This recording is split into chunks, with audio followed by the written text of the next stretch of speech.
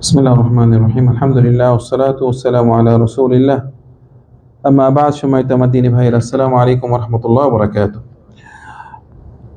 আজকে আমাদের আল আকিদাতুল ওয়াসিতিয়ার 55 নম্বর পর্ব নিয়ে আলোচনা করব। এই 55 পর্বতে এটা আমার নিজের থেকে আমি বলতেছি, এটা ইবনে তাইমিয়ার আকিদাতুল ওয়াসিতিয়ার মধ্যে নয়। যেহেতু আমাদের কিয়ামত সম্পর্কে আমরা আলোচনা করেছি, তো এখানে কিয়ামতের আরেকটি অবস্থা আমাদেরকে রাসূলুল্লাহ জানিয়ে দিয়েছেন, যেটা নাকি আমাদের সবাই জানা দরকার। যে এই কিয়ামতের দিন, এই যে বলা হয়েছে যে সূর্য এত নিকটে থাকবে, বলতেছে 1 মাইল, মানে খুব নিকটে থাকবে। 1 মাইল অথবা 2 মাইল, মানে একটা রাসূল একটা নির্ধারিত করে বলেছেন যে 1 মাইল 2 মাইল এভাবে আর কি যায়, মানে আমাদের এই মাইল না, মানে একটা মোটামুটি খুব নিকটে থাকবে। এই যে সূর্য এত বড় একটি এত নিকটে এবং এত বড় ময়দান, সেখানে কোনো ছায়া থাকবে না। ছায়া থাকবে? ছায়া নেই, ময়দান। তো এখানে এই যে এত কঠিন একটি অবস্থাতে, যে হাদিসে আসছে, যে হাদিসটি ইমাম বুখারী রিওয়ায়াত করেছেন এবং অন্যান্য মুহাদ্দিস রিওয়ায়াত করেছেন, যে সাবআতুন ইউযিল্লুহুমুল্লাহু ফি যিল্লিহি ইয়াওমা লা যিল্লা ইল্লা যিল্লুহু, যে 7 প্রকার ব্যক্তিকে আল্লাহ সুবহানাহু ওয়া তাআলা ওই দিনে আল্লাহর ছায়ায় রাখবে, যেদিন নাকি কোনো ছায়া থাকবে না, একমাত্র আল্লাহর ছায়া ছাড়া। তো এই 7 প্রকার ব্যক্তিকে আমাদের জানা দরকার আছে না? যেন আমাদের মাঝে, আমরা যেন ওদের মাঝে যেই সিফাতটা আছে আমাদের মধ্যে যেন থাকে। খুব ইম্পর্টেন্ট। যেহেতু আমি এই বিষয়ে আলোচনার উদ্দেশ্য হলো, যেহেতু আমরা কিয়ামত সম্পর্কে বলতেছি, এটা আমাদের মাঝে প্র্যাকটিক্যালও থাকা দরকার, যে এই 7টি সিফাত আমার মাঝে থাকা দরকার। তো প্রথমে হাদিসে বিভিন্ন রিওয়ায়াতে মানে 7 প্রকার কথা বলা হয়েছে, কিন্তু মানে ধারাবাহিকতা এখানে এক এক রকম। আমাদের 7 প্রকারটা জানা দরকার। তো বলা হচ্ছে যে প্রথম হলো যে ইমামুন আদিল। ওই 7 প্রকারের মধ্যে একজন হলো ইমামুন আদিল, যে ন্যায় বিচারক বাদশাহ। ন্যায় বিচারক বাদশাকে আল্লাহ সুবহানাহু ওয়া তাআলা তার ছায়ায় রাখবেন। আর সে ছায়া না, বলা হয়েছে আল্লাহর ছায়া, আল্লাহর ছায়া। আচ্ছা, দ্বিতীয় প্রকার হলো, এটা বাদশার ব্যাপারে, এটা আমি বেশি বিস্তারিত করতেছি না, আমাদের আর 6টা আমাদের মাঝে সবাই পেতে পারি। আচ্ছা, দ্বিতীয় হলো বলছে ওয়াশাবুন নাশাআ ফি তাআতিল্লাহ, এমন একজন যুবক, সে জোয়ান অবস্থায় আল্লাহর দ্বীনের উপরে থাকে। জোয়ান অবস্থায় সে আল্লাহ যেসব আদেশ করেছে আদেশ মেনে চলে, নিষেধ করেছে এগুলো বর্জন করে।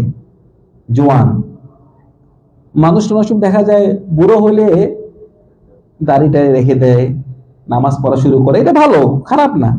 কিন্তু জোয়ান অবস্থায় এরকম নামাজ টাইম মতে পড়া, আল্লাহর হারাম কাজ, কোন একটা মহিলা ছবি, বর্তমানে মোবাইল মহিলা ছবি দেখলো না, রাস্তাতে একটা মহিলা হাঁটে যাচ্ছে, দেখলো না, সে হারাম করতে পেরেও হারাম থেকে দূরে থাকতেছে। এটা হলো আল্লাহ পছন্দ করে। বুড়ো মানুষ সে হারাম না করলো, ঠিক আছে, ভালো, কিন্তু জোয়ান সে হারাম করবে না। জোয়ান অবস্থায় আল্লাহ দ্বীনের উপরে থাকবে। আল্লাহ এত পছন্দ করে, আল্লাহ কি তাকে আল্লাহ ছায়াতে রাখে। 3 নম্বর হলো ওয়ারাজুলুন কলবুহু মুআল্লাকুন বিল মাসাজিদ, এমন একজন ব্যক্তি, তার সাথে আর মসজিদের সাথে পুরা লাগানো, তার অন্তরটি মসজিদের সাথে কি লাগানো।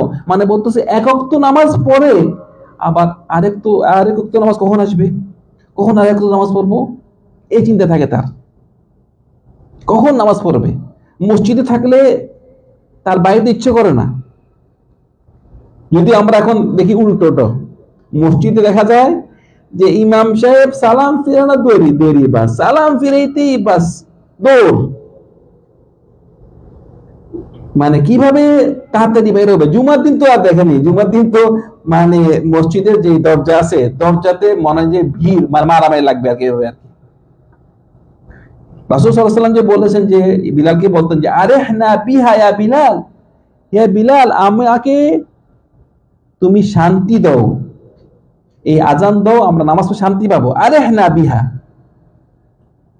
কিন্তু মানুষদের অবস্থা দেখলে বুঝা যায় কি আরেহনা আমি না, আমার নামাজ থেকে আমাকে শান্তি দাও। নামাজ মানে একটা আমি খুব কষ্ট আছে বাইরেই, ভাই একটু বসলে কি হয় ভাই, নামাজের পর একটু বসুন, একটু আজকার পড়ুন।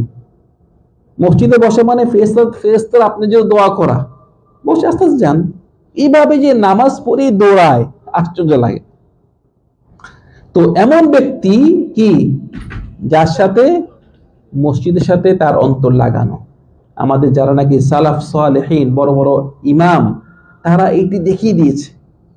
কিভাবে বলে এক একজন তার মৃত্যু সময় বলে 40 বছর 50 বছর আমি কাউর টাকনু দেখিনি, কাউর টাকনু দেখিনি। অর্থাৎ এই 50 বছর সে প্রথম কাতারে ছিল, প্রথম কাতারে, তার সামনে কোনো কাতার নেই। কি কথা! কেউ বলে আমি এত 40 বছর এরকম হয়নি যে মসজিদে মুয়াজ্জিন আজান দেয় আমি বাসায়, এরকম হয়নি। আজান দেয় আমি কোথায়? মসজিদে। এগুলো কি একদিন, 2 দিন, 1 সপ্তাহ? 40 বছর দেখা যায়, 50 বছর। কেউ কেউ বলে কোনদিন যদি আমাকে তুমি মসজিদে না দেখো, মনে করবো আমি দুনিয়া থেকে নাই, বিদায় হয়ে গেছে। এগুলো হলো মসজিদের সাথে একটা সম্পর্ক। আচ্ছা, কয়টা গেল? 3 নম্বর। 4 নম্বর যেটি আমাদের মাঝে অনেক ভাইরা এটা জানে না, যে ওয়ারাজুলানি তাহাব্বা ফিল্লাহ ইজতামা আলাইহি ওয়া তাফাররাকা আলাইহি, যে দুইজন ব্যক্তি তারা পরস্পর মহব্বত করে কার জন্য? আল্লাহর জন্য। মানে যে সুন্দর, তার বংশ ভালো, তার পয়সা আছে, এগুলো আমার দেখার বিষয় না। আমার দেখতেছি যে এই লোকটি আল্লাহওয়ালা, নামাজ পড়ে, 5 ওয়াক্ত নামাজ মসজিদে পড়ে, তার নামাজ খুবই সুন্দর, আল্লাহর দ্বীনের উপরে থাকে, হারাম কাজ করে না। যেহেতু সে এরকম, তাকে আমি মহব্বত করি, এই বাস, আর কিছু না। সেজন্য এই ইবাদতটা এত বড় ইবাদত, অনেক ভাইরা এটা যে ইবাদত এটা জানেই না। সেজন্য কাউকে যদি মহব্বত করেন আল্লাহর জন্য, তাকে জানিয়ে দেওয়াটা ভালো। জানিয়ে দিলে কি মহব্বতটা একটু বড় হয়। রাসূল সাল্লাল্লাহু আলাইহি ওয়াসাল্লামের নিকট এক ব্যক্তি এসে বললেন যে ইয়া রাসূলুল্লাহ, আমি আমার ওই ভাইকে আল্লাহর জন্য মহব্বত করি। তখন রাসূল সাল্লাল্লাহু আলাইহি ওয়াসাল্লাম বলে, তুমি কি ওকে জানিয়ে দিয়েছো? বলছে না, জানিয়ে দিই না। বলছে ওকে যা জানিয়ে দাও যে আমি তোমাকে আল্লাহর জন্য মহব্বত করি। তখন আমাদের এই সাহাবী ওকে যেয়ে বললেন যে আমি আপনাকে আল্লাহর জন্য মহব্বত করি। তখন ওই সাহাবী বললেন তোমাকেও আল্লাহ মহব্বত করুক, যেহেতু তুমি আমাকে আল্লাহর জন্য মহব্বত করেছো। সেজন্য কাউকে যদি মহব্বত করে থাকেন, নিয়ম হবে কি তাকে জানিয়ে দেন। জানিয়ে দিলে তখন মহব্বতটা কি বাড়বে। আপনি অটোমেটিক যখন আপনি কেউ বলবে আমি আপনাকে আল্লাহ, ভাই আমি আপনাকে আল্লাহর জন্য ভালোবাসি, তখন আপনি দেখবেন যে তার জন্য একটা কি মহব্বত সৃষ্টি হয়ে যাবে। তো এই কাজটি এত পছন্দনীয় আল্লাহর কাছে, আল্লাহ তাকে আল্লাহ ছায়া রাখবেন এই দুজনকে। 5 নম্বর হলো বলতেছে ওয়ারাজুলুন দাআতহু মুরাআতুন যাতু মানসাবিন ওয়া জামাল ফাকালা ইন্নী আখাফুল্লাহ। এমন একজন ব্যক্তি যাকে নাকি কোনো একটি সুন্দরী মহিলা এবং সম্ভ্রান্ত পরিবার, উচ্চ একটা পরিবারের খুব বড় বংশ মহিলা তাকে ডাকে তার সাথে মিলেমিশা করার জন্য, খারাপ কাজ করে ডাকে। মানে একদিকে সুন্দরী, সুন্দরী মানে আকর্ষণ হয়, আবার একদিকে খুব পরিবার, মানে মহিলা খুব উচ্চ ফ্যামিলির, মানে বুঝে গেছে তার নিরাপদ। ওই মহিলার সাথে সে মিলেমিশা করেও দুনিয়াবি সে তার কোনো সমস্যা নেই, নিরাপদ থাকতে পারবে। অনেক বড় একটা সুযোগ না ভাই?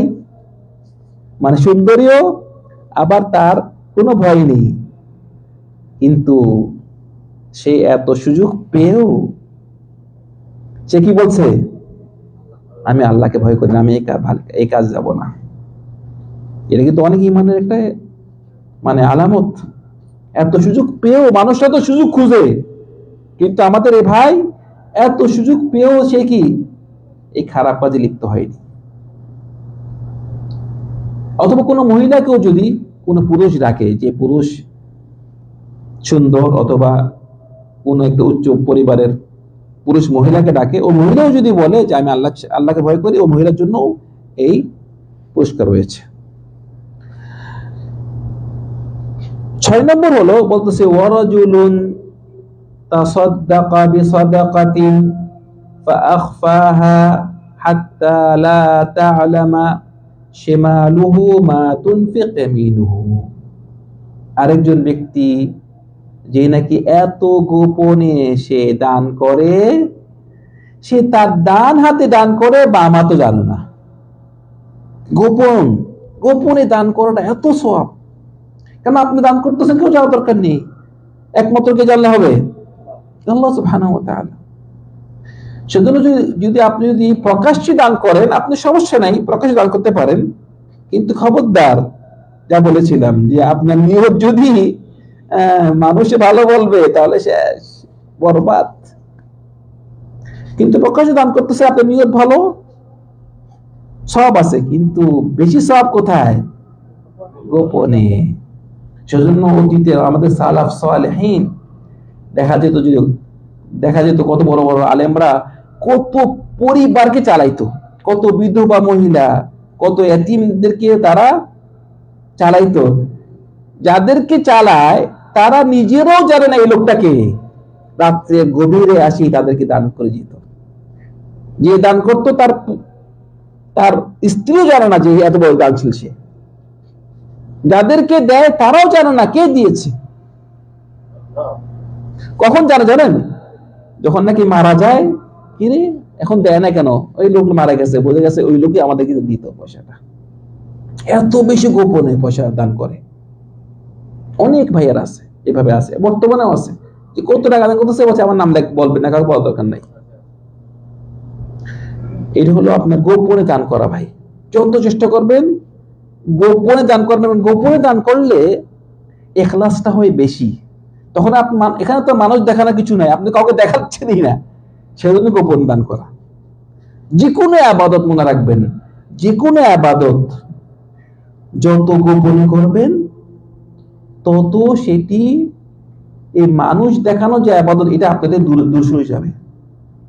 কাউকে বলার দরকার নাই, কাউকে বলার দরকার নাই। আপনি আবাদত করতেছেন, কাউকে বলবেন কেন? রোজা রাখছেন, কাউকে বলার দরকার নাই। তাহাজ্জুদ পড়েন, কাউকে বলার দরকার নাই। তাহাজ্জুদের নামাজ এত সওয়াব কেন? কারণ তাহাজ্জুদ নামাজটা কেউ জানে না, আপনি একা একা আল্লাহকে বলতেছেন, কেউ সবাই ঘুমে, আপনি একা একই, এত সওয়াব রাখা হয়েছে। আচ্ছা, 7 নম্বর হলো বলতেছে যে এমন একজন ব্যক্তি, ওয়ারাজুলুন যাকারাল্লাহ খালিয়ান ফাফাদাত আইনা। একজন ব্যক্তি সে একা একই ভাবে আল্লাহ জিকির করতে করতে তার চোখে পানি চলে এসেছে। একা একই ভাবে জিকির করেন, মানে একা একই ভাবে আল্লাহকে স্মরণ করা, আল্লাহকে জিকির করা, একা একই ভাবে। কোরআন, অনেক ভাইরা কোরআন পড়তে পড়তে কান্না করে দিচ্ছে। কোরআনটা আল্লাহ জিকির, কোরআন পড়ে পড়ে কান্না করে দেওয়া, আল্লাহ জিকির করে কান্না করে দেওয়া। আল্লাহ যেসব সৃষ্টি আছে, বিভিন্ন মাখলুক, আল্লাহ যে এইসব যে সৃষ্টি করেছে, এই চন্দ্র, এই আকাশ, এই কি যে আল্লাহর মাখলুকাত, কি একটা সুন্দর, কিভাবে চলতেছে, এসব সৃষ্টি চিন্তা করাটা একটা কি ইবাদত। এবং আল্লাহ জিকির করে করে অনেক ভাইরা দেখা যায়, এই কোরআন যখন আমরা পড়ি, আমরা ভাইরা মানে দুঃখ করে কোরআন পড়তেই পারে না। এই কোরআন যখন নাকি আপনি বুঝে বুঝে পড়বেন, অনেক সময় বুঝে বুঝে পড়ে পড়তে পড়তে চোখে পানি চলে আসে, আল্লাহ জিকির করতে করতে চোখে পানি চলে আসে। অনেক সময় দেখা যায় আমাদের হারামে দেখবেন অনেক ইমাম কোরআন পড়ে না, কান্না করে দিচ্ছে, কান্নাটা করে কি ইচ্ছে করে করতেছে, দেখা যায় যে কান্না চলে আসতেছে। এটা কিন্তু সহজ না। এটা আপনার যখন নাকি যে ব্যক্তি আল্লাহর ইবাদতে লিপ্ত থাকে, আল্লাহ জিকিরে লিপ্ত থাকে, এভাবে তার চলে আসে, হয়ে যায়। তো এইগুলো, এই 7 প্রকার ব্যক্তি যে বলেছি, এই 7 প্রকার দেখবেন যে এই 7 জনের কাছেই যে আল্লাহর জন্য কাজ ছিল। কাজটা কার জন্য ছিল? ইখলাস। দেখবেন সবাই এই ন্যায় বিচারক বাদশাহ বলেন, এই জওয়ান যে নাকি আল্লাহ দিনের উপরে থাকে, যার সাথে মসজিদের সাথে কি সম্পর্ক, আল্লাহর জন্য ভালোবাসা এবং আল্লাহর জন্য হারাম কাজ থেকে দূরে থাকা এবং গোপনে দান করা, আল্লাহ জিকির করে কান্না করে দেওয়া, এগুলো সবগুলো কাজ কি ইখলাস ছিল আল্লাহর জন্য। সেজন্য ভাইরা, এই 7 প্রকার যে কথা বলা হয়েছে, এই 7 প্রকার ব্যক্তিকে আল্লাহ সুবহানাহু ওয়া তাআলা কি করবে? কিয়ামতের দিন ওনার ছায়া রাখবেন। সেজন্য আমাদের মাঝে এগুলো গুণ থাকা দরকার। এই যে আমরা শুনছি, এই 7টি গুণ, 7 প্রকার যে যাদের কথা বলেছি, এগুলো সবগুলো গুণ আমাদের থাকে, আমাদের মাঝে কি থাকা দরকার, অবশ্যই আমার থাকা দরকার। আল্লাহ সুবহানাহু ওয়া তাআলা আমাদের সবাইকে এই যে সিফাতগুলো বলা হয়েছে, আল্লাহ সুবহানাহু ওয়া তাআলা আমাদের সবাইকে এই সিফাতগুলো থাকার তৌফিক দান করুন। ওয়া সাল্লাল্লাহু আলা সাইয়্যিদিনা মুহাম্মদ ওয়া আলা আলিহি ওয়া সাহবিহি আজমাইন। আসসালামু আলাইকুম ওয়া রাহমাতুল্লাহি ওয়া বারাকাতুহু।